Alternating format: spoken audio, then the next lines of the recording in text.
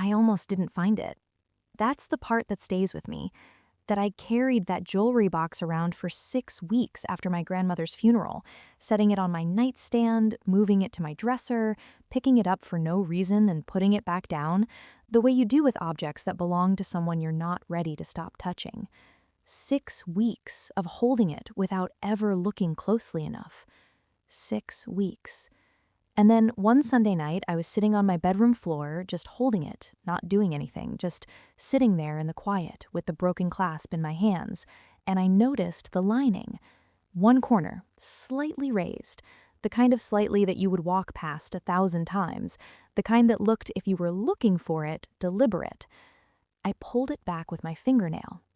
The letter was folded 4 times, pressed flat, written in my grandmother's handwriting, the looping, careful cursive she had used her entire life, the one I would know anywhere. It started with my name, Simone.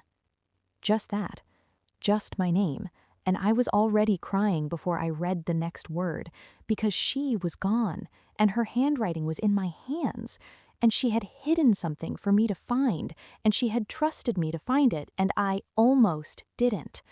I almost didn't.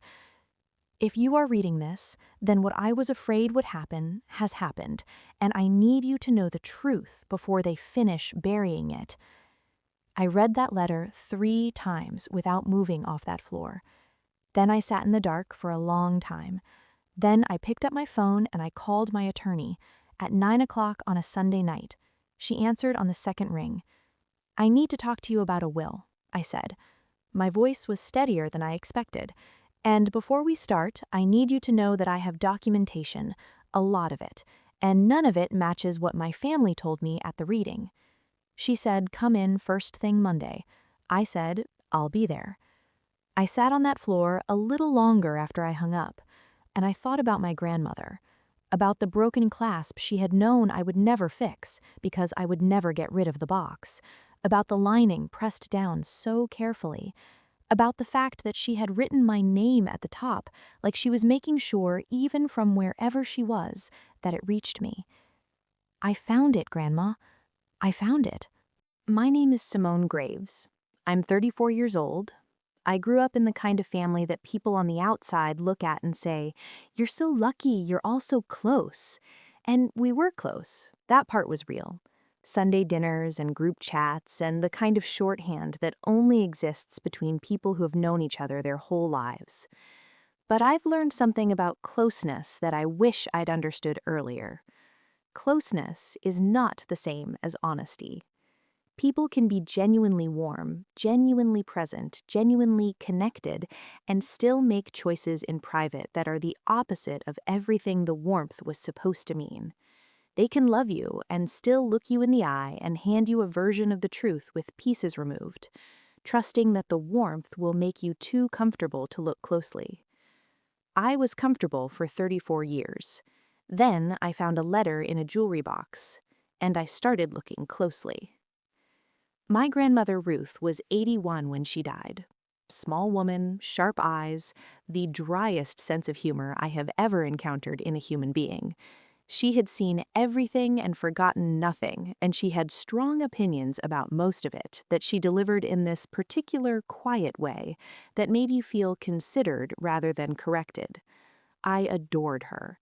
I adored her completely and without reservation in a way I have never adored anyone else. She had 3 children, my mother Patricia, oldest, my uncle Gerald, middle, my aunt Diane, youngest, who had lived closest to my grandmother for 15 years, and who the family understood, in that unspoken way families understand things, to have been the most present. The primary caregiver. The one who showed up when showing up was hard. That part was true. What was also true, what I did not know until I read 4 pages of my grandmother's handwriting on a Sunday night, was what Diane had done with that proximity, what all 3 of them had done, together, in a quiet room with documents and timing and the confidence that the grandchildren would never look closely enough to find out. They were wrong about that, because my grandmother knew exactly which grandchild would look closely, and she left the truth where I would find it. Let me tell you about the will reading. 3 weeks after the funeral, 11 of us in a conference room at my grandmother's attorney Hargrove's office. My mother and Gerald and Diane and their spouses, and the older grandchildren, including me. Hargrove read the will. Calm voice, professional, the particular neutral tone of someone who has delivered news in conference rooms for 30 years. The house went to Diane, savings divided equally among the 3 children, personal property distributed as indicated. To me, my grandmother had left her jewelry box and the contents therein. I received that with a full heart. The jewelry box was something I had always loved. It felt personal and exactly right and exactly like her.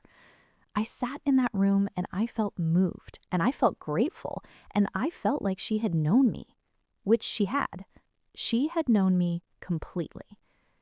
What I did not feel sitting in that room was suspicious. I had no reason to be suspicious. What I did not know was that the will Hargrove was reading was not the most recent version of my grandmother's wishes. What I did not know was that 18 months before she died, while she still had what she described in her letter as a clear head and a few things to say while she still could, my grandmother had gone to a different attorney, a woman named Chen, someone she found on her own, independently, specifically because she wanted this document handled by someone her family had no existing relationship with. She told me why in the letter. She said she had learned, over 81 years of watching people, that the version of the truth that gets delivered is usually the version that benefits whoever is doing the delivering. She said she had seen it in other families, and she had, with a clarity that she described as the particular gift of being old enough to stop pretending, seen the shape of it forming in her own. She had made a new will with Attorney Chen. She had told her children about it. All 3 of them. She had told them directly because she believed they deserved to know, because she still believed in giving people the chance to be who you hoped they were. And then she died. And all 3 of them sat in Hargrove's conference room and listened to the first will without a word. When I read that part of the letter, I had to put it down for a minute. I just had to set it on the floor next to me and breathe, because I kept thinking about that room, about my mother's face, which had seemed sad and composed in the way of someone grieving, about Gerald, who had put his hand on my shoulder at one point in a gesture I had received as comfort, about Diane, who had cried. And all 3 of them had known, while I sat there receiving the comfortable version. All 3 of them had known there was another one. I picked the letter back up. I read the rest. The second will had restructured the savings. A significant portion had been designated specifically for the grandchildren, for education, she wrote, or for beginning, or for whatever you need when you are starting out. She believed in starting well. She had not started well herself, and she had spent her whole life trying to make sure the people she loved would have better footing than she did. To me specifically, she had left something that did not pass through the will at all, a payable on death account, built over 30 years, in my name, established through a designation that meant it was mine the moment she died. No probate, no court, no family vote. It existed at a bank. Attorney Chen had the documentation. The account had never been mentioned to me. Nobody had mentioned it. It had been sitting there for 6 weeks while I carried a jewelry box around my bedroom and cried. Her last line in the letter was this: "They thought I didn't see them clearly. I saw them completely, and I left the truth where I knew you would find it. Do something with it, baby. Do something with it." Monday morning. Attorney Chen's office, 8 a.m. I had her name from the letter. I called before I went in just to confirm she existed, that this was real, that I hadn't somehow misread something. She answered. When I said who I was, she said, "I've been waiting for someone to call. It's been 6 weeks." She confirmed everything: the second will, the grandchildren's fund, the POD account, sitting exactly where my grandmother had put it, untouched, waiting. Mine. Why wasn't the POD account disclosed at the reading? I asked. It doesn't pass through probate, so technically it wouldn't appear in Hargrove's document, she said. But the second will absolutely should have been raised. Anyone who knew about it and stayed silent during probate proceedings has serious legal exposure. They all knew, I said. She told them herself. Chen was quiet for a moment. Then they need to talk to their attorneys, she said, and you need to talk to yours. I had already talked to mine. She had already started the paperwork. The notice of estate reopening went out on a Thursday morning, all 3 of my grandmother's children, simultaneously by courier. I want to tell you about the calls I got that afternoon, because each one was a portrait. My mother called first, warm voice, certain voice, the voice I had known my entire life, the one that made you feel held even when what it was doing was managing you. Simone, sweetheart, whatever you've been told, there's been a misunderstanding. Mom, I said, I have the letter, her handwriting, 4 pages. I have Chen's confirmation, I have the POD documentation, I have my attorney's filing. What I don't have is a misunderstanding. Silence. We were going to tell you, she said. And I had been ready to hear a lot of things. I had prepared myself. But that sentence, those 5 words, landed in a way I had not prepared for, because they meant she had made a choice, a specific, conscious, repeated choice, every day for 6 weeks to not tell me. When? I said. She didn't answer. When were you going to tell me, Mom? Nothing. The account has been sitting there for 6 weeks. My grandmother built it over 30 years. She built it for me specifically. When were you going to tell me it existed? Still nothing. And the nothing was the answer. The nothing was the whole answer. Gerald called an hour later. He skipped warm entirely and went straight to practical, the language of men who think financial logic is the same as moral logic. There were costs, Diane's sacrifices had been real, the distribution as executed simply reflected reality. My grandmother had not fully understood, toward the end, what was reasonable. She understood exactly, Gerald. She wrote 4 pages explaining her reasoning in her own handwriting, and she used the words clear head. She used those words. Simone, she knew what she was doing, Gerald. She knew what you would do. That's why the letter exists. He had nothing after that. Diane called last. She cried, real tears, genuine grief, and that made it the hardest because I believed the grief was real. I believe it still. I believe she had spent 15 years of her life in that house, and she was tired, and she had felt entitled to something for that exhaustion, and she had made a choice she had told herself was justified. 15 years, she said.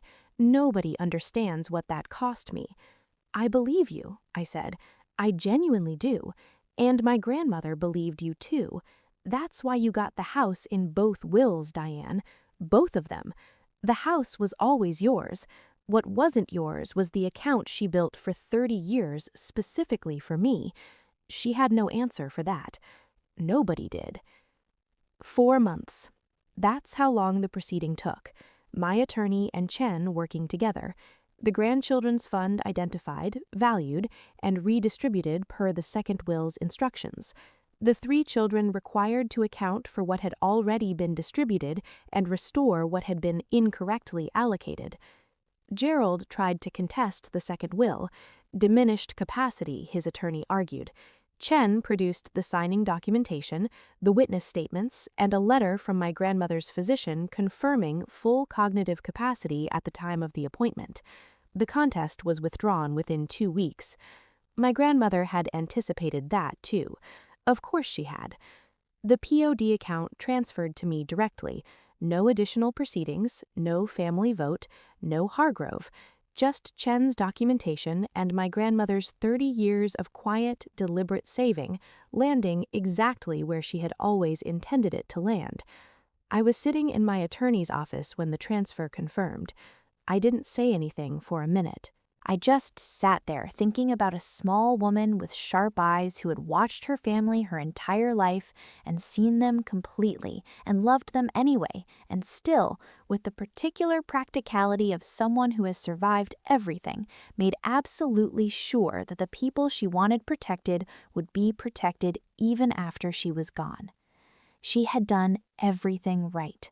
She had documented everything. She had hidden the truth somewhere only I would find it, and she had trusted me to do the rest. My family looks different now. My mother and I talk, carefully, honestly, which is new, which is harder than the comfortable version, which I think will eventually be worth the difficulty, because real things are built on real foundations, and we are finally building on something real. Gerald and I are civil at gatherings. The warmth that used to be there is gone, and I don't expect it back. What replaced it is clarity, and clarity, I have learned, is something you can actually stand on. Diane and I haven't spoken since the proceeding ended. That's her choice. I've left the door at the appropriate distance. Whether she walks through it someday is entirely up to her. The letter is framed in my home office. Not the whole thing, that's mine, private, between me and her. Just the last line. Do something with it, baby. Do something with it. I look at it every morning when I sit down to start my day. I did something with it, Grandma. I did something with every single word. Here is what I need you to understand about what happened in my family and what happens in families like mine everywhere, all the time, in kitchens and conference rooms and quiet conversations where someone decides that the comfortable version of the truth is close enough. They counted on my comfort. They counted on the warmth of that family, the closeness, the shorthand, the Sunday dinners, all of it, to make me too settled to look closely. They handed me a jewelry box and told me it was everything, and they counted on me feeling the love of the gesture and never pressing the lining with my fingernail on a Sunday night 6 weeks later. They forgot who raised me. My grandmother raised me to pay attention, to keep records, to press the lining of things when something feels slightly off, to trust my own eyes over someone else's version of events, no matter how warm the delivery is, no matter how long I've known them, no matter how much I love them. She raised me to do something with the truth when I found it, and when the moment came, I was exactly who she raised me to be. They thought the quiet granddaughter with the broken jewelry box would grieve and move on and never look closely enough. My grandmother knew differently. She always did. Subscribe for more stories where the woman they underestimated was paying attention the whole time, where the quiet one had receipts, where the grandmother hid the truth in exactly the right place. Smash that like button. Every comment gets read. I mean that. See you in the next one.